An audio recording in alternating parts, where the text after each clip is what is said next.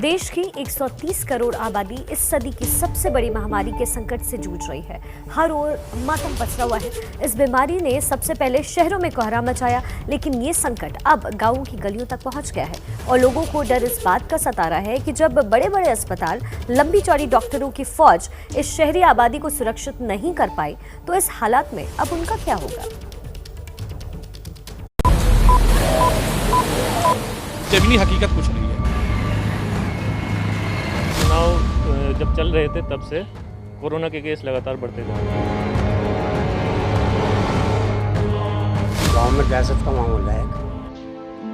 गांव की ये गलियां कभी गुलजार हुआ करती थी, लेकिन कोरोना ने अब यहां की रौनक छीन ली है तो बस डर, दहशत और सन्नाटा, जिसके साए में हर शख्स जीने को मजबूर है, या यूं कहें कि जिंदगी बचाने की जंग लड़ रहा है।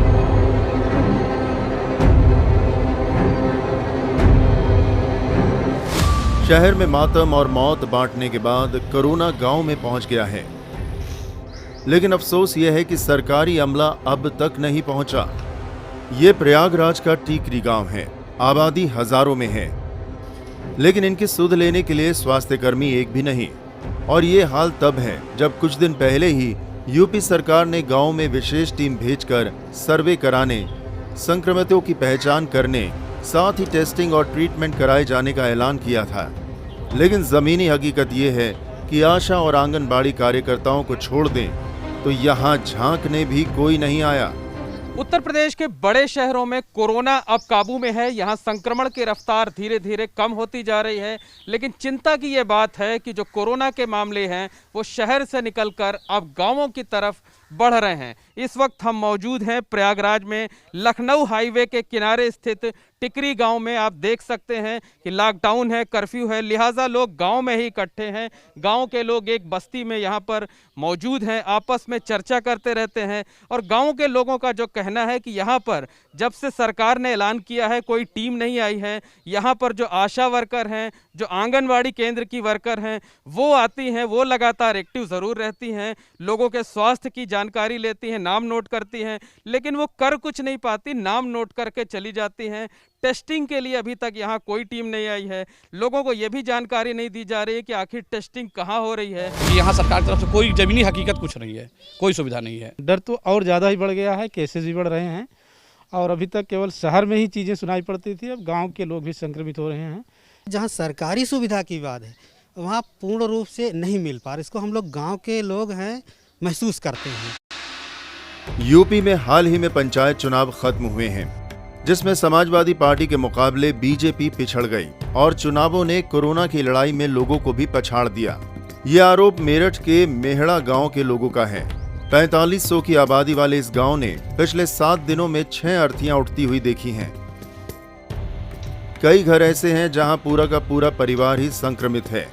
इतनी बड़ी आबादी सेहतमंद रहे, इसीलिए यूपी सरकार ने किसी जमाने में यहाँ स्वास्थ्य केंद्र खोला था, लेकिन उसकी सेहत खुद इतनी बिगड़ी है कि डॉक्टरों की जगह झाड़ियों ने ले रखी है। कोरोना को अगर हम यहाँ पर केस अगर मैं कहूँ तो लगभग चुनाव जब चल रहे थे तब से कोरोना के केस लगातार बढ़ते जा रहे हैं। पंचायत चुनाव के बाद चुनाव के बाद ज़्यादा देखे जा रहे हैं।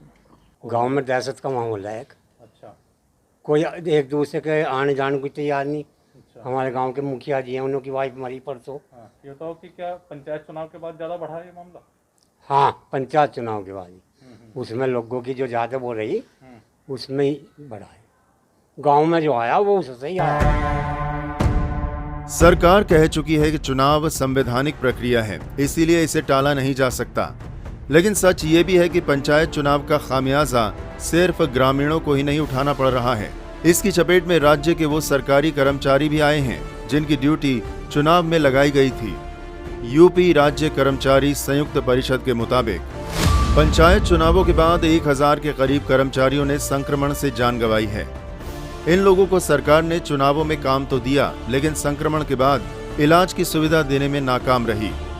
मृत कर्मचारियों के परिवारों के लिए राज्य कर्मचारी संयुक्त परिषद ने 50 लाख रुपए मुआवजे की मांग की है। देश के संक्रमित राज्यों में से एक है हरियाणा।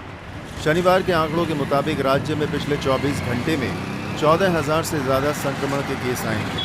155 लोगों ने जान गंवाई है और मौत का ये सिलसिला अब गांव तक भी पहुंच गया है। अब इसकी चपेट में सोनीपत का हरसाना गांव भी आ गया है। पिछले 7 दिनों में इस गांव के 12 लोग अपनी जान गंवा चुके हैं। शनिवार को ही 4 जिंदगियां खत्म हो गईं। सरकारी फाइलों में 2 मौत की वजह कोरोना को माना गया है, लेकिन एक साथ हुई इतनी मौत की वजह से ग्रामीण दहशत में हैं। इतना अपने सोनीपत डिस्ट्रिक्ट में कहीं भी रेशो नहीं है 7 दिन का। 12 आदमी के करीब 13 आदमी के करीब हमारे गांव में मौत हो चुकी है। हालांकि जिला प्रशासन का दावा है कि कोरोना और न फैले, इसलिए स्वास्थ्य टीमों को हर इलाके तक फैला दिया गया है। टेस्टिंग को बढ़ाया जा रहा है। जो हमारा सैंपलिंग 3,000 के लगभग था, उसको आज से बढ़ा के 5,000 कर दिया गया है। तो गांव-गांव में, क्योंकि अभी कोरोना के संक्रमण का यदि हम आंकड़ा देखें जिले का, तो उसमें 50% अर्बन का आ रहा है, 50% रूरल का।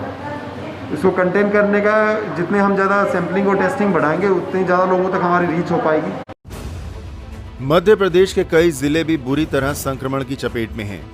कुछ दिनों पहले एमपी के ग्रामीण इलाकों में संक्रमण की दर में 2 गुना इजाफा दर्ज हुआ था। बढ़ते मरीज और इलाज के लिए सुविधाओं की कमी को लेकर शिवराज सरकार की खूब आलोचना भी हुई। भविष्य की चुनौतियां और भी भयावह हो सकती हैं, इसलिए अब जाकर राज्य सरकार हरकत में आई है। ग्रामीणों को इलाज मिल सके, इसलिए सागर जिले के बीना में 1000 बेड की क्षमता वाले अस्पताल का निर्माण किया जा रहा है। सागर से सटे विदिशा और गुना जिले के लोगों को भी अस्पताल से फायदा होगा। अस्पताल को बनाने में DRDO समेत दूसरी एजेंसियों की मदद ली जा रही है। बीना रिफाइनरी से औद्योगिक ऑक्सीजन को कन्वर्ट करके सीधे मरीजों तक पहुंचाया जाएगा। ग्रामीण क्षेत्रों में इस बार केस काफ़ी आ रहे हैं। पहले की तुलना में इस बार ग्रामीण क्षेत्रों में काफ़ी केस आ रहे हैं, और ये जो एरिया है ये 5-6 जिलों का सेंटर है। उसी को ध्यान में रख के सरकार ने ऑक्सीजन भी मिल गई और सेंटर पॉइंट भी ये हो गया है। उसी को ध्यान में रखकर ये हॉस्पिटल बना रहे हैं। सरकार ने इसी महीने के आखिर तक इस अस्पताल को शुरू करने का टारगेट रखा है। सीएम शिवराज सिंह चौहान भी यहाँ का दौरा कर चुके हैं। प्रारंभिक तौर पे इसमें 200 बेड हम शुरू करेंगे, और जैसे जैसे यहाँ पर मरीज आते जाएंगे, साथ में हमारा ये कार्य भी चलता रहेगा और हम बेड संख्या बढ़ाते जाएंगे। कोरोना का खतरा बड़ा है, इसीलिए तैयारी भी पहले से ज्यादा होनी चाहिए, क्योंकि एक बार अगर देश के ग्रामीण इलाकों में हालात बिगड़े, फिर उसे संभालना बेहद मुश्किल हो जाएगा। इसलिए जरूरी है कि राज्य सरकारें अभी से चेत जाएं, नहीं तो ग्रामीण इलाकों का हाल भी शहरों जैसा हो जाएगा।